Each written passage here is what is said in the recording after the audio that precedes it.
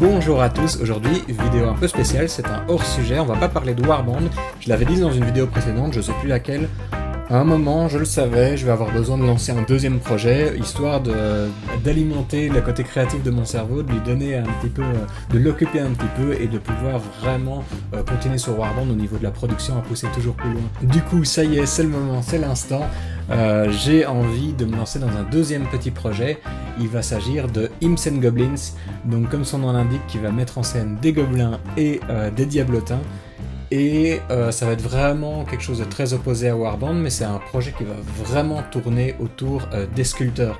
Alors dans la première partie de cette vidéo, on va parler vraiment uniquement de cet aspect. Qu'est-ce que ça va signifier pour les sculpteurs, comment le modèle économique quelque part de ce jeu va fonctionner et comment, si vous êtes sculpteur, vous pouvez peut-être participer à cette nouvelle aventure. Dans la deuxième partie, je vais un peu expliquer qu'est-ce qui m'a amené à penser à ce jeu et pourquoi j'ai envie de créer ce jeu un petit peu particulier. Et dans la troisième partie, ça va être l'occasion vraiment de rejoindre pile poil l'ADN de notre chaîne, c'est-à-dire de documenter le processus créatif du game design. Cette fois encore mieux que dans Warband parce qu'on en est vraiment quasiment à l'étape de la feuille blanche. Ça va vraiment être l'occasion du coup de voir tout le processus créatif et je pense que ça va être ultra intéressant. Du coup, on s'y met tout de suite, c'est parti pour le lancement de Imps and Goblins et on va parler tout de suite du côté sculpture. C'est un projet qui s'adresse vraiment aux sculpteurs et vraiment aux sculpteurs de tous bords, même aux sculpteurs en devenir. C'est vraiment un projet que je veux aussi pour accompagner les sculpteurs, pour motiver les sculpteurs à se lancer et à apprendre et à s'améliorer. Donc on va pas travailler que avec les plus grands noms comme on le fait avec Warband, mais aussi avec vraiment un petit peu tout le monde. C'est vraiment un projet collaboratif de sculpture. En fait, avec Warband, notre premier projet, on met la barre très très haut au niveau character design, au niveau direction artistique, au niveau sculpture. On essaye vraiment d'atteindre le top qualité. Et là, j'ai envie vraiment de faire quelque chose un peu plus relax et avec un plan d'action au niveau production qui soit un peu plus light, parce que je veux bien sûr pas pouvoir financièrement gérer comme ça deux gros projets comme Warband. Il faut là que je fasse quelque chose un peu plus réaliste au niveau budgétaire.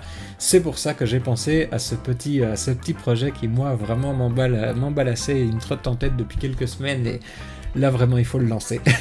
Donc en gros le principe ça va être de permettre aux sculpteurs de tous bords de sculpter des gobelins et des diablotins pour notre jeu Imps and Goblins et ensuite de le mettre en vente via le site web d'Indie Wargame. Donc bien sûr les sculpteurs auront un pourcentage des bénéfices qui vont être payés en commission.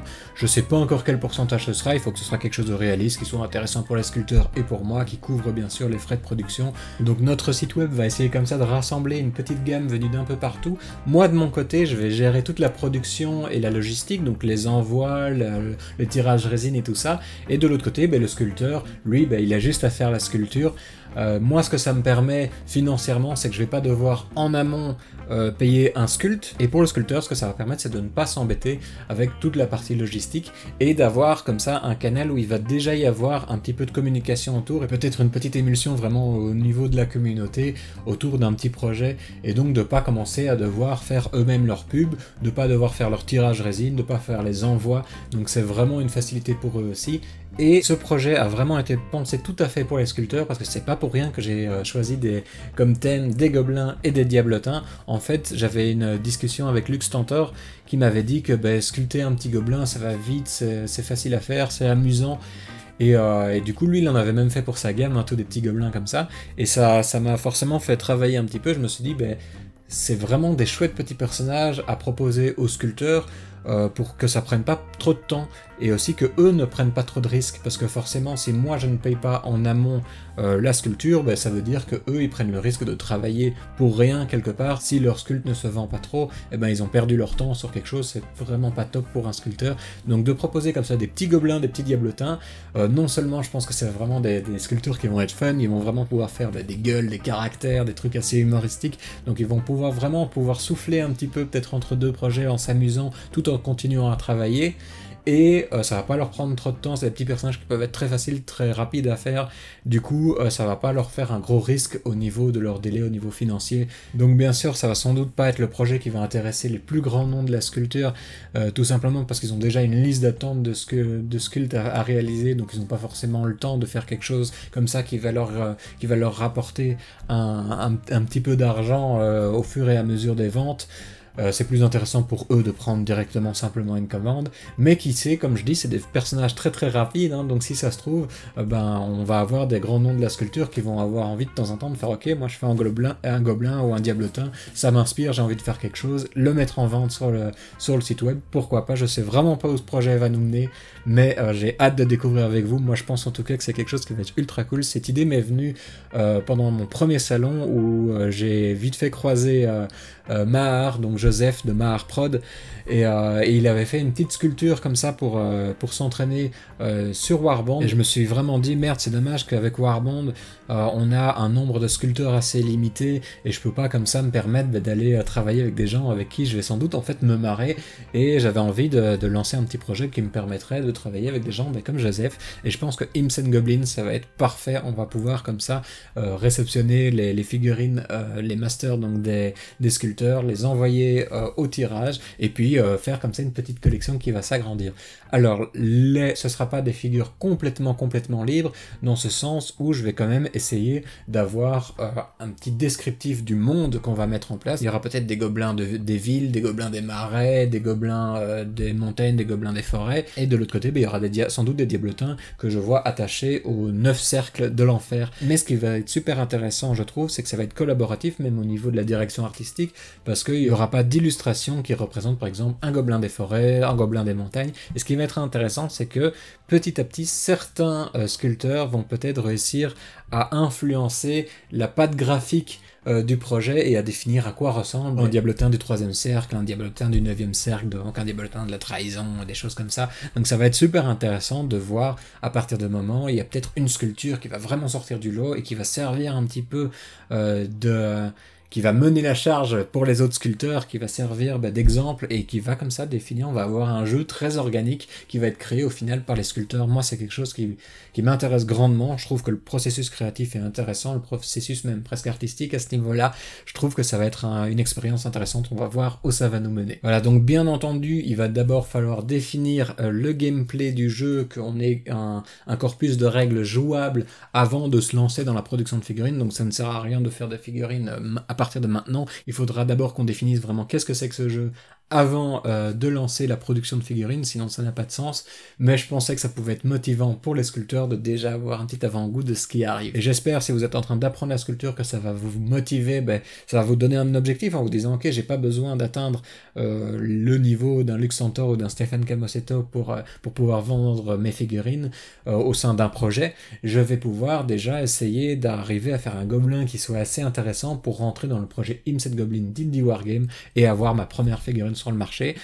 Et d'un autre côté, j'espère que pour les grands pros, les grands noms de la sculpture, ça va être juste un petit kiff à faire entre deux projets et que vous allez quand même de temps en temps avoir envie d'envoyer un petit diablotin. Et je pense que pour les collectionneurs, ça va être aussi super intéressant parce que ça va permettre de suivre comme ça une personne qu'on aime bien depuis les tout débuts de sa sculpture jusqu'au sommet de son art, quand il aura peut-être dans quelques années, quand on pourra voir comme ça l'évolution de ses gobelins et de ses diablotins dans le projet. Je trouve ça ultra motivant. Voilà, donc je suis ultra chaud pour ce projet comme vous pouvez le voir, et il est temps de passer maintenant à la deuxième partie de cette vidéo. On va parler un petit peu pourquoi ce jeu, pourquoi sous cette forme, et ensuite on passera à la troisième partie du gameplay. Donc pourquoi ce jeu, pourquoi quelque chose comme ça de collaboratif où j'amène un petit peu plein de sculpteurs, où on va forcément aller dans quelque chose qui est un peu plus fun que Warband au niveau du gameplay, on va être dans quelque chose qui est totalement différent. C'est parce qu'en fait maintenant que j'ai vraiment pas mal d'expérience avec Warband,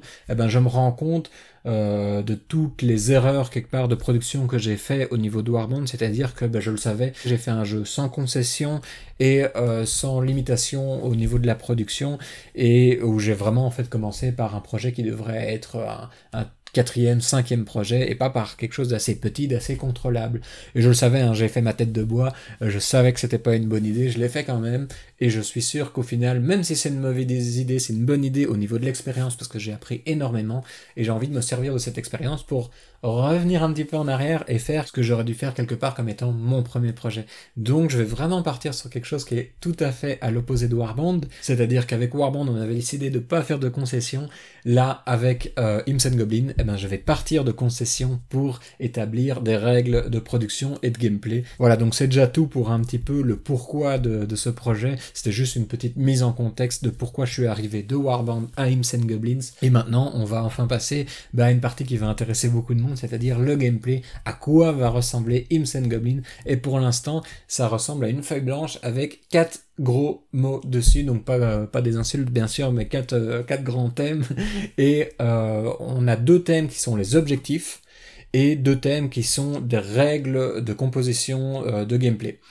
Pourquoi 2 thèmes à chaque fois? Eh bien, en fait, quand je crée un jeu, j'essaye de pas partir dans tous les sens, j'essaye de ne pas avoir 40 idées, et j'essaye de pas en faire un espèce de Frankenstein de règles, j'essaye d'avoir deux thèmes très très clairs. Par exemple, dans Warband, il y avait 3 grands thèmes que j'ai essayé de suivre, que vous pouvez retrouver dans la vidéo où j'explique un petit peu le gameplay.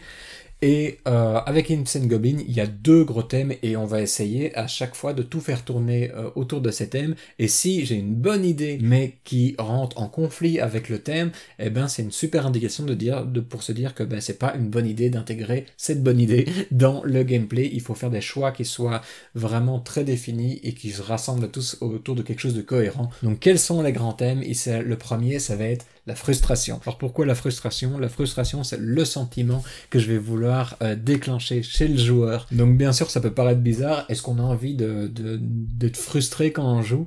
Mais en fait, la frustration, vous allez voir, ça fait sens au niveau du thème des gobelins et des diablotins. Ces petites créatures, ça fait partie des créatures les plus stupides qu'on peut trouver, et pour les mettre en rang de bataille, ça va être un véritable calvaire, et c'est vraiment ça que j'ai envie de mettre en place. Je vais mettre le joueur dans les chaussures d'un général, avec les pires troupes imaginables qui font rien de ce qu'on leur demande. En fait, le véritable ennemi dans Imps and Goblins, ça va pas être l'adversaire, ça va être votre propre armée. Sortez-vous les doigts du cul! Et donc, en partant de cette frustration, ça va être comme ça un thème qui va générer des idées. Par exemple, si on parle de frustration, ça pourrait dire que nos personnages sont vraiment incompétents, et on pourrait partir de ce principe pour dire que la plupart des personnages vont avoir des caractéristiques négatives, et que le joueur va donc devoir toujours essayer, avec des gros malus, d'arriver à faire quelque chose de plus ou moins correct à ces personnages. Il va sans doute y avoir beaucoup d'aléatoires, parce que vous n'allez pas vraiment contrôler vos personnages, vous allez sans doute leur donner des ordres, mais après, est-ce qu'ils vont réussir à accomplir ces ordres? Rien n'est moins sûr. Et donc voilà, ça c'est le premier grand thème, ça va être la frustration, mais une frustration qui va être très très drôle, je pense. Et donc, vraiment, toutes les règles vont être pensées pour à chaque fois jouer dans cette frustration, mais cette frustration pour laquelle en fait les joueurs vont signer au moment où ils vont mettre leur figurine sur la table. Ils vont savoir que tout va partir en vrille, et ils vont essayer quand même d'arriver à faire quelque chose de bien. Le deuxième grand objectif de notre jeu, ça va être le fun. Qu'est-ce que j'entends par le fun? C'est en fait l'expérience. Il y a 3 vraiment types de jeux qui sont le compétitif, le narratif et l'expérience, le fun, qui correspondent à 3 profils de joueurs. Et vraiment ici, on va pas aller dans quelque chose d'ultra compétitif, bien entendu, ça va pas être l'objectif d'essayer de prouver qu'on est un meilleur général quand vous avez des petits bonhommes qui se disputent autour d'un bout de saucisson.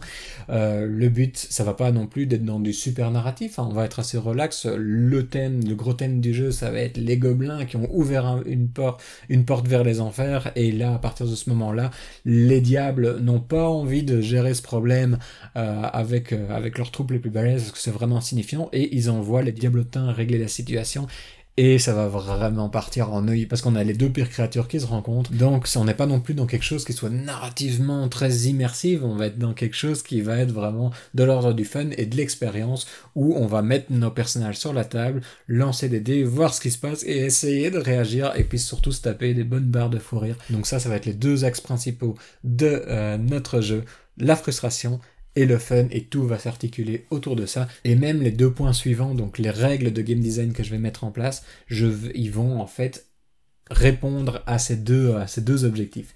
Les 2 règles de game design que je vais essayer de suivre sont l'asymétrie. Ça va être le jeu le plus asymétrique possible, c'est-à-dire que les gobelins et les diablotins ne viennent même pas du même plan, en fait, du même monde. Donc leur façon de se battre, leurs règles vont être complètement différentes, et on ne blesse pas un gobelin de la même façon qu'on blesse un diablotin. Un diablotin n'est pas invoqué de la même façon qu'un gobelin arrive sur la table.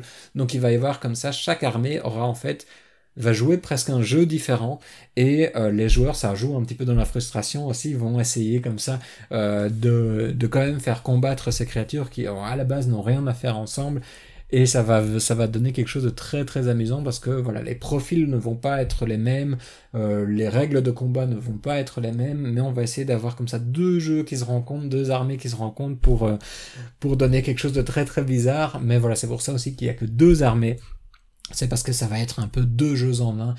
Qu'est-ce qui se passe quand des gobelins rencontrent des diablotins? On va vraiment jouer sur une asymétrie complète. Bien entendu, pour l'instant, c'est uniquement un concept, donc il va voir qu'est-ce qu'on va pouvoir mettre en place avec ça, mais ça va être assez amusant. Si jamais ce jeu, pour vous dire à quel point ça peut être asymétrique, si ce jeu vraiment se développe assez et qu'on en vient à rajouter une troisième faction, j'ai déjà en tête l'idée de rajouter les aventuriers, c'est-à-dire en fait les humains, et ça pourrait être assez amusant parce qu'on arriverait avec des aventuriers. Pour moi, ça évoquerait tout d'un coup quelque part un petit peu plus du jeu de rôle sur table, donc du Donjon et Dragon, quelque chose comme ça. Donc on arriverait avec des personnages qui sont peut-être avec un seul personnage ou une petite bande de 2-3 personnages qui vont avoir des niveaux, des compétences, des métiers, et qui vont à nouveau jouer sur quelque chose de totalement différent.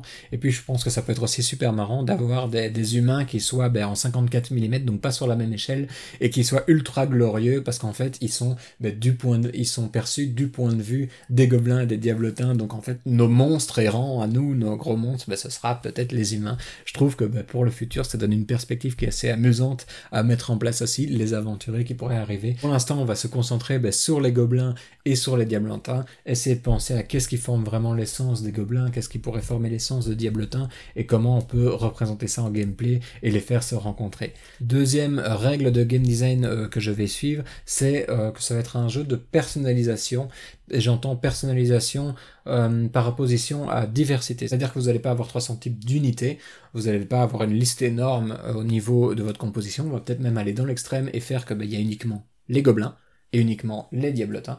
Et après, ce que vous allez par contre avoir, c'est énormément d'options pour personnaliser votre gobelin. Quand vous créerez votre liste d'armées, si ça se trouve, vous pourrez, au moment où vous payez votre gobelin, soit le mettre en solo, soit en bande, soit en tas, soit faire vraiment à partir de la même entrée d'unité, faire plusieurs variations d'unités, pouvoir en faire un héros, pouvoir en faire une bande d'imbéciles, et pourquoi pas même peut-être des règles qui vous permettent de mettre en place une petite scénette, c'est-à-dire qu'au lieu de faire une petite unité de gobelins, on mettrait une petite unité mise en scène et on les mettrait sur un gros socle. Je pense que ça pourrait être intéressant, histoire de donner aussi de la créativité au niveau de la sculpture, de la conversion, de la peinture. Il n'y a pas beaucoup de jeux qui valorisent au niveau du gameplay le diorama, et je pense que ça peut être intéressant que notre système d'unité, ce soit en fait la mise en place de diorama. Voilà, ça c'est à nouveau une petite unité qui rentre dans le côté personnalisation, qui rentre lui-même dans le côté un petit peu fun du principe, c'est qu'on n'est pas là pour faire de l'optimisation, du mini-maxing d'unité, d'avoir l'unité la plus performante. On est peut-être en train d'essayer de mettre en scène une scène de bagarre de taverne avec des gobelins, et cette bagarre de taverne va peut-être donner une règle à cette petite unité sur un gros socle, et voilà, vraiment, à partir d'une entrée, beaucoup de choix possibles, mais pas beaucoup d'entrées. On va pas avoir des listes avec des unités rapides, des unités de QG, des unités spéciales, voilà, il va y avoir vraiment une entrée qui sera sans doute peut-être juste le gobelin, ou alors 2-3 types de gobelins, ou alors le gobelin, le troll, si on a envie de faire du troll, ou des choses comme ça, vraiment, et ensuite on va pouvoir personnaliser à balle ce personnage. Même chose pour les diablotins, je pense qu'il va y avoir sans doute un principe de contrat. Je pense que si on rentre dans le principe du diablotin, il faut partir sur le côté diable, et ce côté un petit peu presque administratif que peut avoir les enfers vu qu'il s'agit quand même d'une faction qui est du côté de l'ordre maléfique, mais ça reste une faction qui n'est pas chaotique, on n'est pas sur du démon, donc il va y avoir des contrats, des invocations, et je pense que ça va mettre en place une personnalisation qui va être assez amusante, c'est-à-dire que les diablotins, il va falloir un peu rédiger le contrat en construisant sa liste. Je sais pas du tout encore ce que ça veut dire en termes de règles, comment on va pouvoir mettre ça en place, mais je suis super impatient de découvrir ce qu'on va pouvoir créer avec ça. Comme vous voyez, le gameplay, il n'y a encore rien du tout, juste des espèces de thèmes globaux et très nébuleux, et dans une prochaine vidéo, on va essayer de prendre chacun de ces thèmes et de le décortiquer un petit peu, de faire un petit brainstorming pour essayer de lui donner un petit peu des branches, des tentacules, et essayer d'aller un petit peu plus loin pour voir comment on peut partir d'une idée générale pour arriver à une structure de règles et puis pour arriver à des règles particulières. Voilà, c'est tout pour aujourd'hui. On se retrouve bientôt avec du Warband, mais aussi du coup avec du Imps and Goblins pour aller un peu plus en profondeur dans ce nouveau projet. À bientôt, ciao ciao.